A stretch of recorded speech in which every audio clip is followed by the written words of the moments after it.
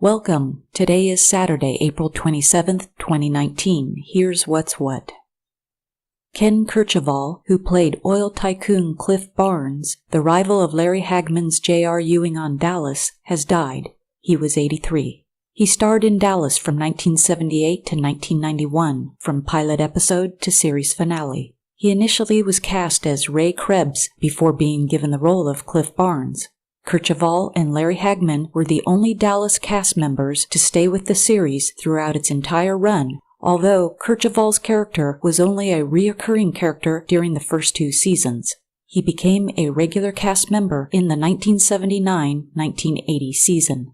Kercheval reprised the role of Cliff Barnes in the 1996 Dallas reunion, J.R. Returns, and he appeared in the 2004 CBS reunion special.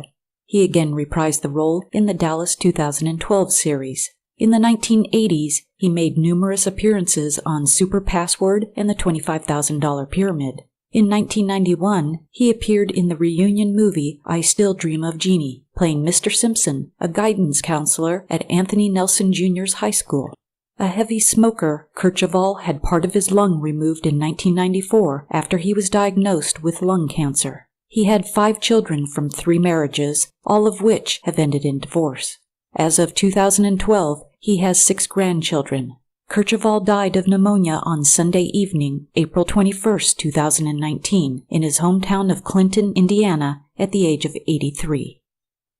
Incremental physical activity, even at light intensity, is associated with larger brain volume and healthy brain aging. Considerable evidence suggests that engaging in regular physical activity may prevent cognitive decline and dementia. Active individuals have lower metabolic and vascular risk factors, and these risk factors may explain their propensity for healthy brain aging. However, the specific activity levels optimal for dementia prevention have remained unclear. The new 2018 Physical Activity Guidelines for Americans suggest that some physical activity is better than none, but achieving greater than 150 minutes of moderate to vigorous physical activity per week is recommended for substantial health benefits. Every additional hour of light-intensity physical activity was associated with higher brain volumes, even among individuals not meeting current physical activity guidelines. These data are consistent with the notion that potential benefits of physical activity on brain aging may accrue at a lower, more achievable level of intensity or volume. A Pennsylvania woman was killed in a tragic workplace accident at a food processing plant. The 35-year-old female fell into a meat grinder at Economy Locker Storage Company in Lycoming County just before noon on Monday, April 22nd, and was found by another employee. The employee heard the machine making strange noises and was shocked when he realized what happened. He powered down the machine and called 911. It took firefighters 45 minutes to take the machine apart so they could recover her remains. Officials say they may never be able to determine what caused her to fall, but suggested she may have been standing on a set of wheeled stairs before the accident. They don't know if she got caught with the moving parts and that's what pulled her in, or if she just slipped and fell. There's no way of determining that. An investigation into the employee's death has been opened by the Occupational Safety and Health Administration. Turning to birthdays for today, April 27th. Sheena Easton is 60 today. Sheena's a Scottish singer and songwriter. She has a dual British-American nationality. Sheena became the first artist in history to have a top 5 hit on each of Billboard's primary single charts, with Morning Train, 9 to 5, both pop and adult contemporary, We've Got Tonight with Kenny Rogers, country, and Sugar Walls, both R&B and dance. Sheena's other hits include the James Bond theme, For Your Eyes Only, Strut, You Got the Look, and The Arms of Orion with Prince. She's been married 4 times and has 2 adopted children. Her first marriage was in Scotland to Sandy Easton at the age of 19. The marriage lasted 8 months.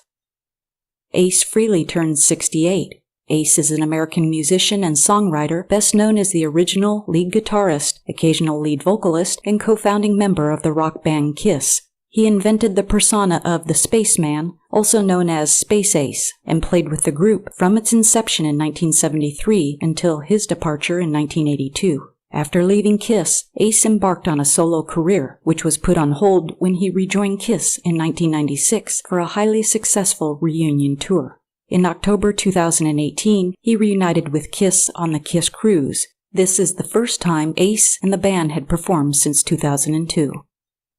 Dog owners are estimated to be 4 times more likely than non-dog owning adults to meet recommended physical activity guidelines, according to new University of Liverpool research. The findings, which are published in scientific reports, highlight the role that dogs may have in helping to keep humans healthy. It's recommended that adults should do at least 150 minutes of moderate to vigorous physical activity per week.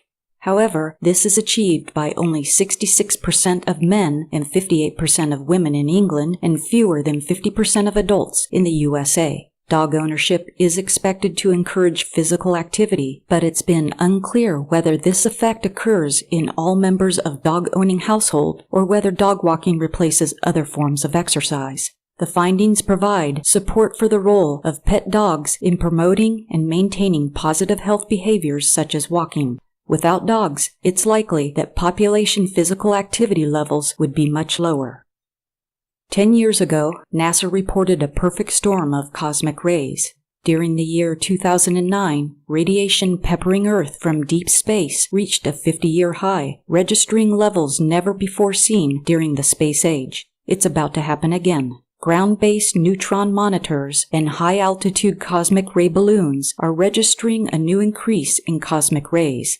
The Oulu Neutron Monitor in Finland, which has been making measurements since 1964, reports levels in April of 2019 only percentage points below the space-age maximum of 2009. What's going on is solar minimum. During the low phase of the 11-year solar cycle, the sun's magnetic field and solar wind weaken. Cosmic rays find it easier to penetrate the inner solar system. In 2009, the sun experienced the deepest solar minimum in a century. Cosmic rays reaching Earth naturally surged. 10 years later, solar minimum is back with renewed weakening of the sun's magnetic field and the solar wind. A panel of experts led by NOAA and NASA recently predicted that the current minimum would reach a nadir in late 2019 or 2020, likely matching the record-setting minimum of 2009. If they're right, cosmic rays will continue to increase, with a new record possible in the near future.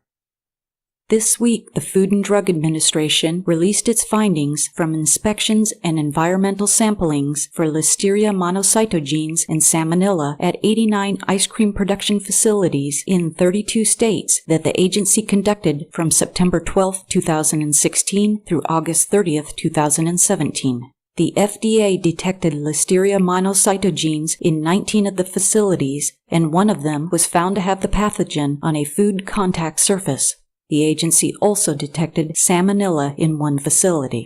The agency's report said FDA began the special sampling program following 16 recalls of ice cream products that occurred from 2013 to 2015 due to the presence of pathogens and an outbreak of listeriosis linked to an ice cream maker in 2015 that involved 3 deaths. The FDA sampling was designed to gain insights into the extent to which Listeria monocytogenes and Salmonella may be in the manufacturing environment. As a result of these findings, 3 voluntary recalls were conducted in 2017 and 2018. These include 2 voluntary recalls of Working Cow homemade ice creams because of the potential contamination with Listeria monocytogenes, and a Nelson's Creamery LLC recall because of undeclared soy lecithin in one of their products. The FDA also suspended Working Cow Homemade Inc.'s food facility registration in 2018. The FDA lifted the suspension earlier this year after the firm changed its business model. It stopped making ice cream and now only distributes product made by other manufacturers. The findings affirm the need for commercial ice cream makers to ensure that they are controlling hazards under the Preventive Controls for Human Food rule established by the FDA Food Safety Modernization Act. Fresh research has looked at how young sommeliers develop sensory skills as part of ongoing efforts to understand potential links between an acute sense of smell and brain health. 25 sommelier students outperformed an untrained control group of 29 people at identifying a range of common wine aromas within around 2 months of education, according to research. The study is part of ongoing efforts to examine the development of sommeliers' brains as they gain olfactory training with a view to better understanding brain health.